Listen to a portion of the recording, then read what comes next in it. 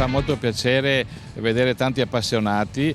Jesolo, che ovviamente è una città turistica, vive anche di promozione e di tantissimi eventi. Abbiamo visto che soprattutto in bassa stagione, quindi all'inizio di primavera e verso fine settembre, primi di ottobre, questo tipo di eventi ci porta un turismo nuovo per la nostra località, quindi non un turismo solo balneare, ma un turismo che viene per gli appassionati di determinati sport, come in questo caso. Quindi ho dato adesso il saluto a tutte le persone presenti, mi ha fatto molto piacere vedere tanta gente nonostante la giornata un po' incerta, ma è un bel spettacolo e quindi sicuramente lo ripeteremo anche per i prossimi anni.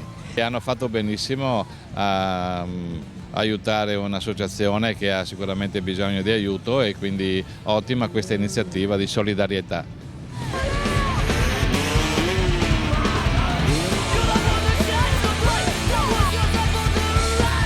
Arrivano macchine di tutti i tipi, macchine americane, macchine giapponesi, macchine italiane, un po' di tutto. Ci siamo adattati alle esigenze delle persone, siccome a noi piace che la gente si diverta, cerchiamo di far divertire tutti. E l'idea è nata da un bel giorno che ero sulla spiaggia e ho avuto a che fare con le forze dell'ordine e da là è nata una sfida, una scommessa, perché la vita è fatta di sfide e di scommesse e se ci si crede a una cosa, un progetto, uno ci crede. Penso che riesca ad arrivarci. Lo sforzo fisico e anche economico, perché 1,5 chilometri di spiaggia da lavorare non è poco.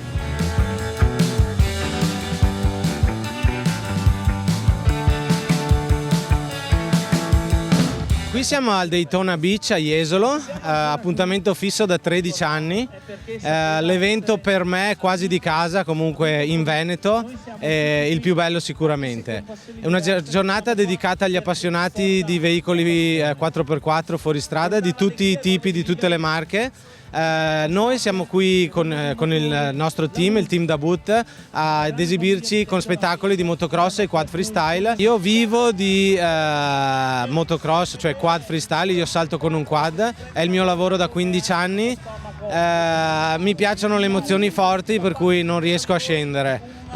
Tengo duro e finché la testa me lo permetterà il fisico andrà assieme.